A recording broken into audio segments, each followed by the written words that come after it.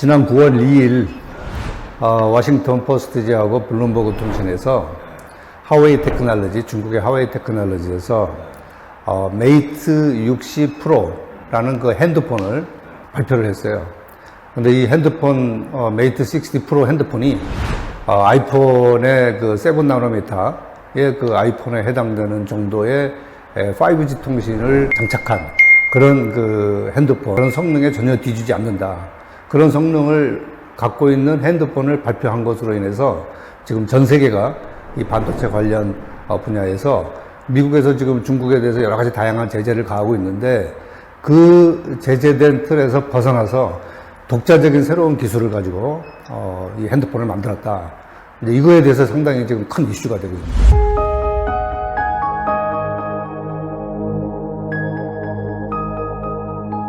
그래서 메이트 60 프로라는 그 핸드폰이 그 핸드폰 속에 그 속에 들어가 있는 칩, 시스템 반도체란 말이에요. 이 시스템 반도체에 7나노미터의 기술을 가지고 있는 7나노미터 칩이 들어가 있는데 칩의 생산을 SMIC에서 생산했다. 중국의 반도체 파운드리 업체인데 이 반도체 파운드리 업체가 만든 7나노미터 그 모델이 그 속에 들어가서 결국은 5G 성능을 갖고 있는 핸드폰이 나왔다. 기술적으로 이제 7나노미터의 시스템 반도체를 생산을 하려면 ASML의 EUV의 성능을 갖는 그런 반도체 장비가 공급이 돼서 그걸 이용을 해야만 생산이 되는데 지금 중국에는 그 ASML과 그 다음에 뭐 일본의 니콘 이런 광학 장비를 잘 만드는 데가 일본의 니콘이 있는데 이쪽에서부터 수출 통제를 지금 하고 있거든요. 그 중국의 수출을. 근데 이제 중국의 수출을 통제하고 있는 상황에서 7나노미터의 칩을 생산을 해서 그 속에 들어갔다는 거는 미국이 그 기술을 통제하고 있음에도 불구하고 중국의 자체 기술력으로 이 5G 통신이 가능한 성능에도 전혀 밀리지 않는 그러한 그 핸드폰을 출시한 거는 굉장히 큰 뉴스가 된 거죠.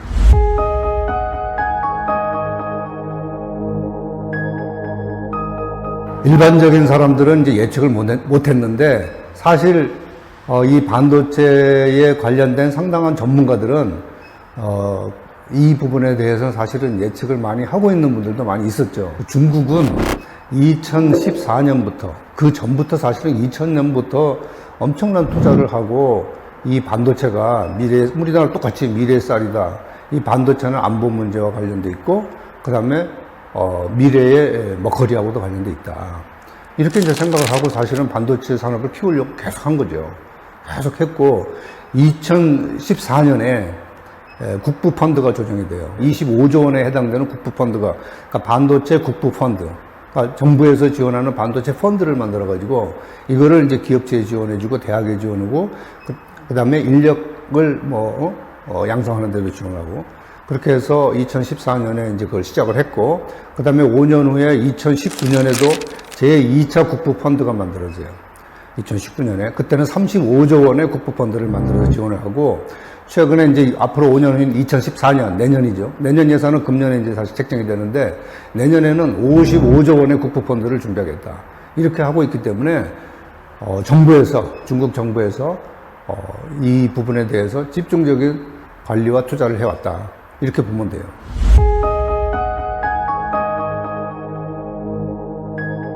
지금 SMIC, 7나노 기린 시스템 반도체를 개발한 회사가 SMIC잖아요. 이 SMIC의 co-CEO, 공동대표의 량명송이라는 분이 계세요. 이 량명송이 어떤 분인지를 아마 제가 말씀을 드리면 이 SMIC가 어떻게 나가고 있는지를 아마 예측을 할 것 같아요. 량명송이라는 사람은 타이완 국립대학의 졸업생인데 이 량명송이 미국의 버클리 대학으로 유학을 가요. 그래서 버클리 대학에서 누구를 만나냐면 후텐민이라는 교수를 만나게 되는데 후텐민도 타이완 사람이죠. 후텐민이 나중에 어떤 사람이냐면 그 반도체 핀페트 그 반도체 공정 기술 중에 하나, 공정 기술을 공통적으로 지금 하고 있는데 이 핀팻의 기술을 가지고 상용화를 성공한 그런 사람이 이제 후텐민이라는 그 타이완 사람이에요. 근데 나중에 후텐민이 TSMC, 타이완의 TSMC로 가고, TSMC로 가면서 이 리앙명송을 또 데려가요. 그래서 리앙명송이 17년 동안 TSMC에 가서 이제 근무를 하는데, 버클리 대학을 나오고 나서 TSMC에 근무하기 전에 AMD에 가서 또 근무를 해요. 그래서 그러니까 AMD에서 량몽성이 근무를 하고, 그런 다음에 자기 그 지도 교수를 따라서 TSMC에 가서 TSMC에서 근무를 하면서 거기에 그 연구 개발에 아주 그 엄청난 공헌을 이제 하는 사람이에요. 파운드리 쪽에. 그리고 나서 이 량몽송이라는 이 박사가 제가 이제 수집한 정보에 의하면 지니어스하다. 그러나 인간적인 관계는 좀 안 좋다. 실력은 있는데 인간적인 관계가 안 좋다. 그리고 완벽을 추구하는 사람이다. 이제 이런 사람인 거예요. 그런 사람으로 알려져 있고, 대만에서는. 그 다음에 이 사람이 거기서 이제 24년간을 근무하면서 이 파운드리 쪽에 이제 상당한 역할을 진행을 하는데, 24년 후에 TSMC에서 이제 어느 정도 올라가서 바이스 프레지던트, 부사장급으로 이제 올라가잖아요. 근데 부사장급으로 이제 올라간 상태에서 모리스 챙이라는 사람이 있어요. 그 TSMC의 사장을 한. 이 모리스 챙, 이 량명송, 또 뭐 기타 이제 여러 그 대만 사람들이 사실은 전부 TSMC로 가거든요. 미국에서 공부한 사람들, 미국에서 경험했던 사람들. 그 중에 아주 핵심적인 인물 중에 하나가 량명송인데, 량명송이 현재 SMIC의 코 CEO예요. 공동 개발자예요. 근데 이 양반이 TSMC에 있다가 거기서 이제 약간의 이제 상위 레벨 올라가면서 뭐 월급이라든가 이런 것도 좀 불만을 갖고 이제 TSMC를 떠난 다음에 그 해에 6개월 후에 국립 내셔널 대학에 좀 처음에 갔다가 그 다음에 한 6개월 있다가 우리나라 성균관 대학으로 와서 강의를 한 과목씩 해요. 주일간. 근데 이제 성균관 대학은 또 삼성 계열의 그런 그 반도체 학과도 있고 삼성에서 지원하는 그런 대학이니까 결국 이제 삼성하고 좀 관련이 된 것 같아요. 그리고 나서 2년간의 그 TSMC와의 그 계약 기간, 다른 데로 가지 않는다는 계약 기간이 끝나자마자 이제 타이완 쪽의 얘기를 들어보면 끝나자마자 2개월 후에 삼성으로 들어가요. 결국은 SMIC가 이걸 개발했고 화웨이가 이걸 적용을 했으면 지금 미국에서 발표되는 여러 전문가들에 의하면 중국은 미국의 그러한 어떤 조치, 기술 패권 전쟁에서의 기술에 대한 어떤 조치에 대해서 벗어난 거 아닌가. 이렇게 많은 사람들이 생각하는 거죠. 거기에는 이제 SMIC가 있고, 어떻게 보면, 제 생각에는 양송명 박사가 있고, 그 다음에 중국의 정부가 있고, 모두 힘을 합쳐서 이걸 개발하지 않았나. 이 7나노미터 시스템 반도체 칩은 거의 TSMC에서 만든 거와 거의 99% 비슷하다. 이런 얘기도 좀 있어요. 네, 그런 얘기도 있으니까, 그러면 이제 EUV 장비 없이 어떻게 만들었느냐, 이거거든요. EUV가 이미 금지됐는데, 근데 여기서는 뭐라 그러냐면 DUV, 옛날 조금 좀 오래된 DUV 장비 가지고 중국에서 만들었지 않았느냐. 이렇게 얘기를 하는 거죠. 그래서 결국은 저는 반도체 전쟁은 국가 간의 전쟁이고, 제가 그랬죠. 국가 간의 전쟁이고, 이건 안보의 전쟁이다. 그래서 이제 그걸 보면, 결국은 장비를 통제하고, 기술을 통제함에도 불구하고, 국가적으로, 그 다음에 전 산업적으로, 모든 그런 그 관리나 또 전문가를 모시고 이렇게 진행을 하니까, 결국은 장비나 뭐 소재도 중요하지만, 그거보다도 더욱더 중요한 거는 인재다. 결국은 사람이 하는 일이다. 그 사람이 하는 일 속에서는 결국은 저는 불가능이 없다. 왜냐하면 이 반도체나 반도체 생산 같은 경우에 기본적인 원천 기술은 이미 다 오래전에 나왔던 거란 말이죠. 그러면 그다음부터는 이제 엔지니어링 기술이란 말이에요. 반도체 기술은 대만과 삼성이 또는 뭐 인텔, 미국이 가장 핵심 인력들을 많이 가지고 있는데 중국이 그러한 그 인재들을 대폭 데려갔다. 그래서 그 량송명 박사도 중국이 데려갔고, 또 이 량송명 박사는 그렇게 갈 때 자기가 같이 일했던 대만 그런 엔지니어들을 많이 또 중국으로 데려갔어요. 심지어는 량송명이 한국에 삼성에 왔을 때 대만에 있는 엔지니어를 삼성에도 데려갔다는 거예요. 파운드리 쪽에. 그 다음에 이제 한국에 있는 그런 거 엔지니어도 중국에 가는데 기여를 했고, 그렇게 지금 보는 거죠. 중국은 뭐, 하여튼 죽기 살기로 이 반도체를 할 거예요. 그리고 중국은 원천 기술이 있어요. 비행기도 만들고, 뭐, 초음속 비행기도 만들고, 우주선도 발사하고, 원자폭탄도 만들고, 그러니까 우리 전 세계의 반 이상의 또 원자력 발전소를 가지고 있어요.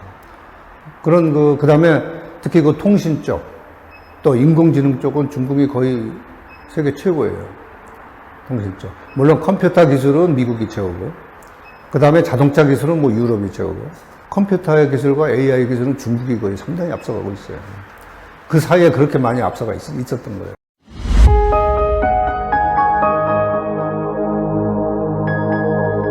그래서 우리나라는 어쨌든 뭐 K 반도체 전략이라고 해가지고 국가를 중심으로 해서 나름대로 이제 계획을 잘 잡고 진행을 하고 있는데 이게 실행이 돼야 돼요. 실행이 돼야 되고 예산이 뒷받침이 돼야 되고 제도가 뒷받침을 해줘야 된다. 근데 그 정도의 예산과 제도 뒷받침과 여러 가지 규제가 있으면 규제를 풀어줘야 된단 말이에요. 그 다음에 인력 양성 부분. 아까처럼 뭐 월급 적게 주고 인력 양성 하루아침에 되는 게 아닌데 보통 기본적으로 우리나라에서는요, 엔지니어 한 번 양성하려면 기본적으로 10년 걸려요. 대학교 4년, 남자들은 또 군대 갔다 와야지. 또 군대 갔다 와서 회사에 취업하면 아무것도 몰라요. 회사에서 한 4, 5년의 트레이닝을 받아야 돼요. 그러면 거의 13년에서 한 10년 정도, 여자인 경우, 여자 엔지니어는 10년, 남자는 13년이 걸리거든요. 그러면은 13년 후에 이 교육을 시키면 활용할 수가 있어요. 엔지니어를. 이 인재에 대한 교육 문제. 그 다음에 지금 특히 저출산에 의해서 지금 우린 인구가 계속 줄어들고 있잖아요. 근데 우리가 경쟁해야 할 세계는 더 경쟁이 치열해지는 거예요.